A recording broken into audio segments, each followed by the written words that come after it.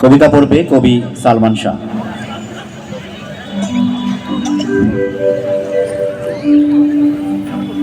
কবিতা। হঠাৎ একদিন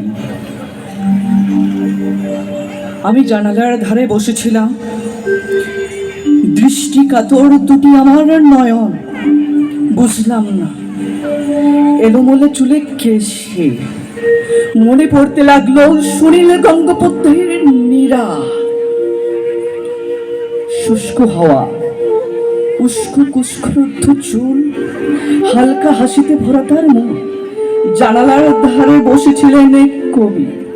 চারদিক ঝিরঝির বৃষ্টি, গঙ্গ আওয়াজ, উত্তপ্ত মন বারবার ছুটে যেত নীরার তটে।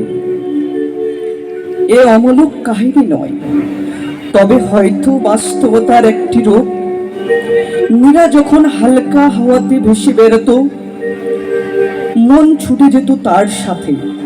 আজ নীরা নেই, কবিও নেই, আছি আমি, আছে সেই জানালা, তার পাশে দাঁড়িয়ে আছে সেই মেয়েটি। হঠাৎ করে দিনটি শেষ হলো, জানালার ধারে সেও আর নেই। আমি আবার প্রতীক্ষায় রইলাম সেই দিনটির জন্য। আজও ফিরল না সে, ফিরল না সেই হঠাৎ পাওয়া দিনটি। ধন্যবাদ।